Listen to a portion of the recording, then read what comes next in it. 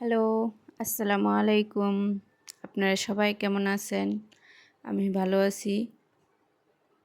আজকে আবার চলে আসলাম আপনাদের জন্য নতুন একটা রেসিপি নিয়ে। তো দেখেন আমি আজকে কি রান্না করব। টমেটো দিয়ে, আলু দিয়ে মাছ রান্না করব, নতুন আলু দিয়ে। মাছে আমি হলুদ লবণ দিয়ে ভালো করে মাখিয়ে নিয়েছি। এখন মাছ ভাজবো। এই যে দেখেন আমি মাছ দিয়ে দিলাম। আজকের রান্নায় মরিচের গুঁড়া আমার হাতে গুঁড়া করা ব্লেন্ডারে। বাইরের কিনা গুঁড়ার থেকে ঘরে বানাই নিলে অনেক ভালো হয়। দেখেন কালারটা অনেক সুন্দর। রান্নায় দিলে তখন দেখতে পারবেন মরিচের কালারটা। যে মাছটা এই যে মাথাটা ভালো করে উল্টায় পাল্টাইয়া চারোদিকে এরকম ভাজবেন, তাইলে ভালো লাগে। এখানে বড় একটা পেঁয়াজ কুচি করে আমি দিয়ে দিছি। পেঁয়াজটা ভালো করে ভাজা হয়ে গেলে আদা রসুন বাটা দিয়ে দিবেন। আমি আদা রসুন বাটা দিয়ে দিলাম। আমার রান্নাটা যদি ভালো লাগে আপনারা লাইক করবেন, সাবস্ক্রাইব করবেন। আপনারা দেখেন কিন্তু লাইক করেন না।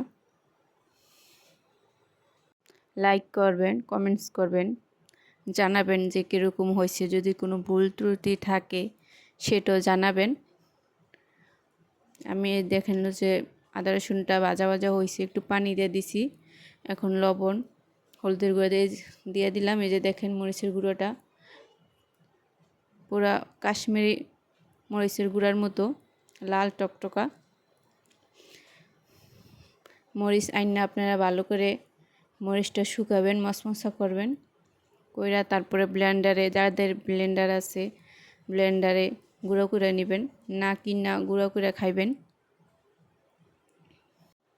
নতুন আলু তাই আমি বড় বড় করে কাটছি, মোটা মোটা করে। এই যে আমি আলুটা কষাই অল্প একটু পানি দিয়ে ভালো করে কষামু, হাফ সিদ্ধ করমু আলুটা। এই যে দেখেন টমেটোটা আমি দেরি করে দিব, মাছের সাথে দিব, যাতে টমেটোটা সিদ্ধ হবে কিন্তু আস্তে আস্তে থাকবে, গইলা যাবে না। এইভাবে আপনারা তরকারি রান্না করে খাইয়া দেখবেন। নতুন আলু টমেটো দিয়ে মাছ রান্না করে যে কোনো মাছ সেই স্বাদ হয়। আমার কষানো হয়ে গেছে, আমি পরিমাণ মতো পানি দিয়ে দিলাম। তরকারিটা একটু ঝোল ঝোল থাকবে, ঝোল ঝোল ভালো লাগে। আচ্ছা আমি ঢাকা দিলাম, বলক আইসা পড়ছে। এই যে আলুটা সিদ্ধ হয়ে গেছে। আলু সিদ্ধ হইলে তারপরে আপনারা মাছ টমেটোটা দিবেন।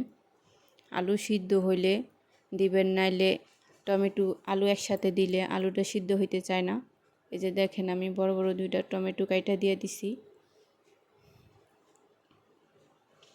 টমেটোটা সিদ্ধ হবে কিন্তু আস্তে আস্তে থাকবে, গলা যাবে না।